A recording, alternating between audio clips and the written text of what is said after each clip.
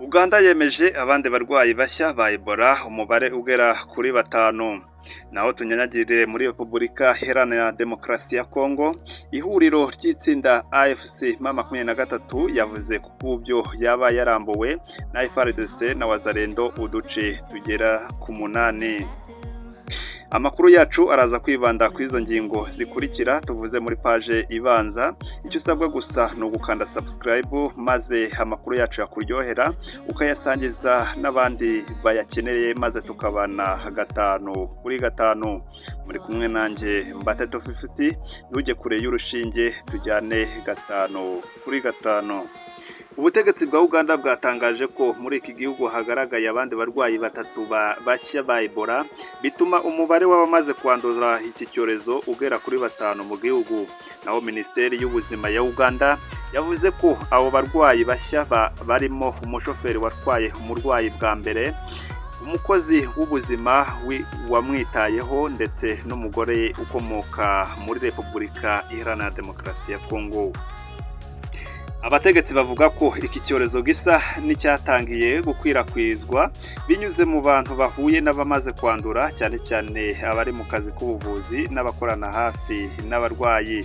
Iyi ndwara iri guterwa n'ubwoko bwa Ebola buzwiho nka bundi buryo strain, bwagaragaye kenshi mu burasirazuba bwa Kongo no muri Uganda, kandi bukaba bufite ubushobozi bwo kwanduza vuba iyo hatabayeho ingamba zikomeye zo kwirinda. Naho ishami ry'umuryango w'abibumbye ryita ku buzima OMS ryamaze gutangaza ko iki cyorezo kiri mu rwego rw'ibibazo by'ubuzima bihangayikishije isi. Rirasaba ibihugu byo mu karere kongera imbaraga mu gukurikirana abahuye n'abarwayi no gukumira ikwirakwira ryacyo.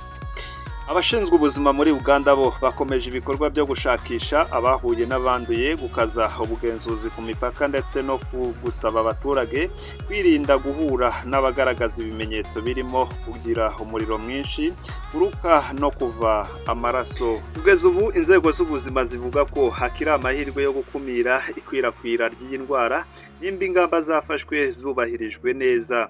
Aya ni amakuru atangazwa na Minisiteri y'Ubuzima yo mu kiriya gihugu cya Uganda. Tuve muri Uganda twerekere muri Repubulika Iharanira Demokarasi ya Kongo.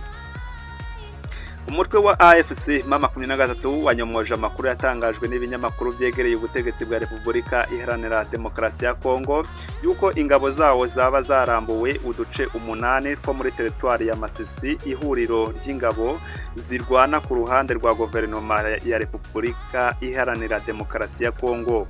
Wa gatanu ikinyamakuru Etoile cyegereye leta ya Kongo Kinshasa cyatangaje ko ingabo za leta FARDC zifatanyije n'imitwe ya Wazalendo zambuye M23 agace ka Kabobi. Mbere yaho iki gitangazamakuru n'ibindi byegereye leta ya Kinshasa byari byatangaje ko AFC M23 yatagaje agace ka Kinigi nako gaherereye muri teritwari ya Masisi, ndetse ko ziriya ngabo zikomeje gusatira agace k'ingenzi ka Rubaya gakungahayeho ku mabuye y'agaciro.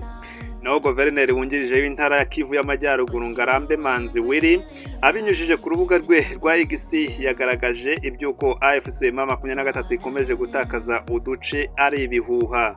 Aragira ati, mwaduteye mwisize hamwe ariko muzatatana mufite ubwoba. Izo zanyu zapfubye zitaratangira, ikinyoma kibashyigikiye kizagwa kandi amahoro azongera kuganza muri Kongo. Amakuru avuga ko kugeza mu masaha ya nyuma yo kuwa gatanu AFC M23 ariyo yari ikomeje kugenzura uduce twa Kinigi na Kibabi bitandukanye n'ibivugwa. Reka amakuru yacu tube tuyasoreje hano, tubonane mu makuru yacu akurikira mu kanya gato. Ciao ciao.